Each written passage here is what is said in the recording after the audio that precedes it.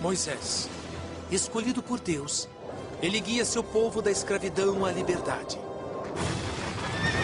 Mas qual é a verdade por trás do livro do Êxodo?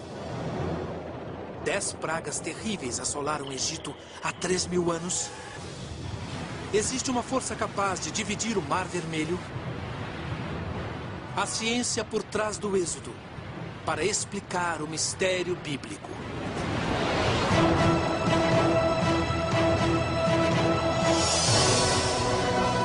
A Bíblia, uma escritura sagrada para bilhões de pessoas, cheia de milagres e mistérios. Novas descobertas tecnológicas sugerem que alguns dos incríveis milagres são baseados em fatos reais. A ciência pode revelar a verdade por trás dos maiores mistérios da Bíblia? A Bíblia, Mistérios Revelados, Êxodo. O livro do Êxodo é uma história de milagres e liberdade. Narra a história de Moisés, que pede ao faraó egípcio que liberte os hebreus escravizados. Após pragas e desastres, o povo hebreu sai para a liberdade. E é quando Deus divide o Mar Vermelho. A história atinge o apogeu com a entrega dos 10 mandamentos, as leis de Deus, no alto da montanha sagrada. Essa saga é a pedra fundamental de 2 das maiores religiões do mundo. A narrativa do Êxodo é o fundamento do judaísmo e do cristianismo. É literalmente a história de perdedores que enfrentam a opressão, livram-se dela e se denominam o povo escolhido. Mas será que essa história é uma lenda religiosa? Ou existe algum indício de que essa narrativa fantástica de milagres e mistérios tenha mesmo acontecido? Há tempos, o Êxodo é considerado uma importante narrativa espiritual, rica em significado religioso, mas impossível de ser provada. Porém, novas descobertas na ciência revelaram indícios surpreendentes de que a história de Moisés e seus milagres incríveis pode estar embasada em fatos históricos e científicos. Qual é a ciência por trás dessas histórias bíblicas de milagres?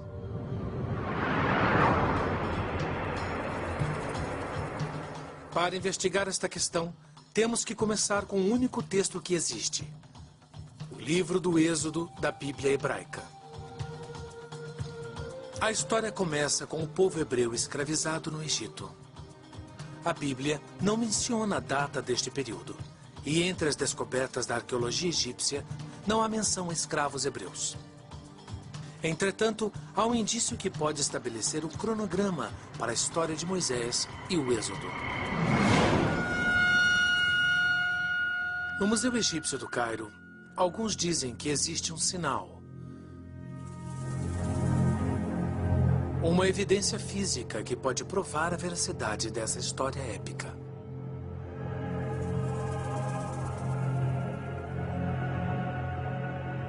Esta placa de pedra é chamada Estela de Merneptah, uma referência ao faraó que governou o Egito entre 1224 e 1211 a.C.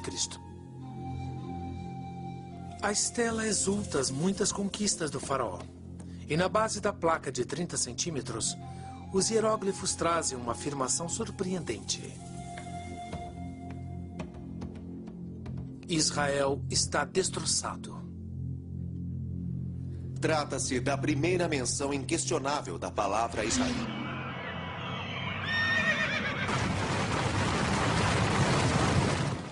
Claro que os vitoriosos sempre dizem que destruíram tudo. O que não significa que a coisa deixou de existir. Mas isso mostra que a terra de Israel já existia naquela época. Comparando a linha do tempo egípcia com a bíblica, a data do Êxodo começa a surgir. A Bíblia relata que Israel foi estabelecido 40 anos após os acontecimentos descritos no livro do Êxodo. Se a estela estiver correta, então isso demonstra que os hebreus estavam vivendo na Terra Prometida, a terra de Israel, por volta de 1211 a.C., Portanto, o êxodo deve ter acontecido antes dessa data.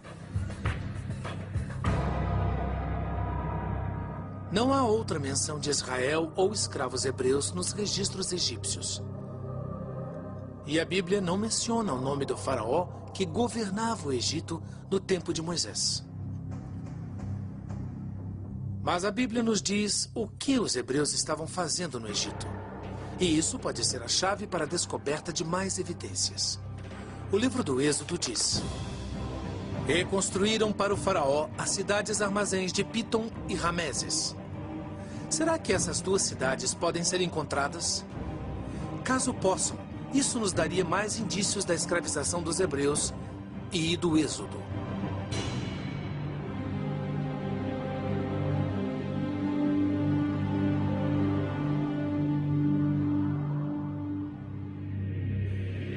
Escavações recentes no Egito revelaram o palácio de um faraó com enormes estátuas, onde atualmente fica a cidade de Cantir. Os hieróglifos antigos dizem que é a cidade de Ramsés, Pi-Ramsés, cujo nome coincide com os das cidades construídas pelos hebreus na Bíblia. Arqueólogos acreditam que a cidade foi construída por volta de 1280 a.C. Será que estas pedras foram utilizadas pelos escravos hebreus do Êxodo? Se esta for mesmo a cidade mencionada na Bíblia, então é possível identificarmos o faraó do Êxodo. A construção foi feita por Ramsés II.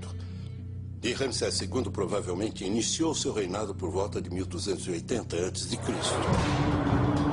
Isso nos dá uma cronologia para o Êxodo em algum momento entre a construção da cidade de Ramsés em 1280 a.C. e a conquista de Israel pelo faraó Merneptah por volta de 1211 a.C. Durante este período, a Bíblia diz que os egípcios temiam que os escravos hebreus se rebelassem. Por isso, costumavam assassinar todos os filhos homens dos escravos. Com uma exceção. Segundo a Bíblia, a mãe de Moisés era hebreia. Para salvar a vida de seu filho, ela colocou a criança num cesto de papiro e o lançou nas águas do rio Nilo.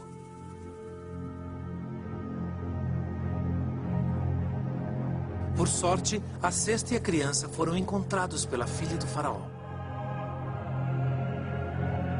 A Bíblia diz: "Ela o adotou por seu filho e lhe deu o nome de Moisés, dizendo, porque eu o tirei das águas."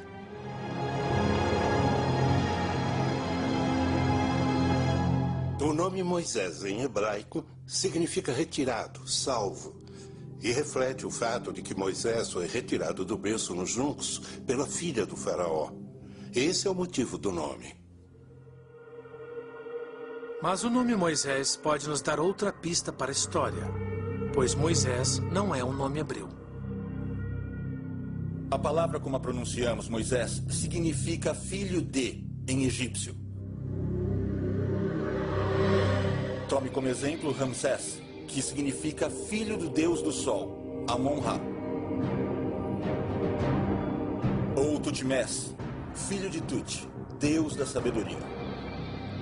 Uma das formas de entender o nome de Moisés é que ele foi batizado como filho de um dos deuses egípcios. Mas assim que passou a acreditar no Deus único de Israel, ele abriu mão desse nome e usou somente Moisés. Quando se tornou adulto, Moisés testemunhou seus irmãos hebreus escravizados pelos egípcios. Segundo a Bíblia, quando Moisés viu um egípcio maltratar e matar um de seus irmãos hebreus, vingou-se e matou o homem. A ação tempestuosa não só mudou sua vida, mas teve influência no destino de todo o seu povo. A Bíblia diz: Moisés fugiu para longe do faraó e se refugiou nas terras de Midian.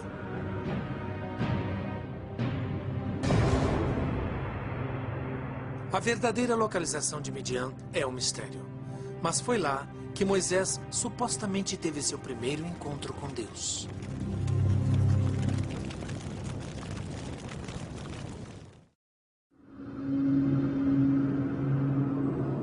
No livro do Êxodo, Moisés deixa o Egito após assassinar um feitor cruel. Segundo as Escrituras, Moisés buscou refúgio em Midian, cuja localização exata nunca foi clara. Estudiosos costumam localizar Midian em algum ponto da península do Sinai, no Egito. A Bíblia diz que Moisés fez a primeira visita ao sagrado Monte Sinai quando estava exilado. Se o Monte Sinai fica na península do Sinai, então Midian também devia ficar lá. Além disso, a península se estende pelo Golfo de Suez, longe o bastante do Egito, para servir de refúgio para um assassino fugitivo. Mas o professor Colin Humphreys, da Universidade de Cambridge, discorda. Ele acha que Midian não fica onde muitos acreditam. Para isso, se apoia nos grandes exploradores britânicos do século XIX. Se analisarmos todos os exploradores que passaram por lá, como Philby, Sir Richard Burton, todos localizam Midian do lado leste do Golfo de Aqaba. Antigos mapas de rotas comerciais descrevem uma terra chamada Madian, onde fica a Arábia Saudita. Os primeiros escritores cristãos falavam de uma terra chamada Madian, ou Midian, a leste do Mar Vermelho. Sendo um assassino fugitivo, Moisés deve ter viajado quase 500 quilômetros para ir do Egito até Midian. A Bíblia diz: "E o Senhor apareceu para ele numa chama de fogo que saía do meio de uma sarça. E Moisés viu que a sarça ardia sem se consumir." A sarça ardente é uma imagem estranha de Deus. Tão estranha e específica que alguns cientistas acreditam que pode ser baseada em fatos. Arbustos não pegam fogo espontaneamente, a não ser em certas regiões. Se houver um duto vulcânico debaixo de um arbusto, aí o gás quente pode subir e o arbusto vai pegar fogo. Dutos vulcânicos são pequenas fissuras acima de áreas vulcanicamente ativas. Eles liberam gases extremamente quentes e inflamáveis, o suficiente para causar a combustão de um arbusto. Na verdade, a Bíblia diz que a sarça queimava, mas não era consumida. E apenas um arbusto na região do Egito se encaixa nessa descrição. Esta é uma acácia.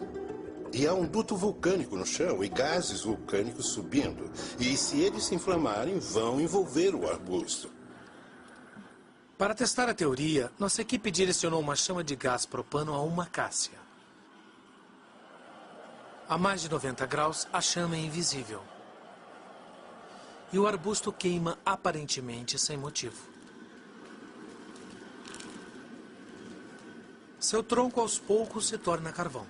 Está queimando, mas não se consome, como na descrição bíblica. Se a sarça ardente foi resultado dos gases liberados por um duto vulcânico, isso ajuda a localizar a misteriosa terra de Midian. Nem o Egito nem a península de Sinai são vulcanicamente ativos. Os vulcões mais próximos ficam aqui, nas cadeias montanhosas da Arábia Saudita, na Grande Fossa Africana. Esta pode ser a localização de Midian e da sarça ardente. E a localização é importante, porque Moisés se lembrará dela quando comandar a libertação de seu povo. Quando Deus fala dentro da sarça ardente, diz para Moisés voltar ao Egito e liderar os escravos hebreus para a liberdade. Moisés volta para sua terra de origem, onde procura o faraó e diz: "Deixe meu povo ir."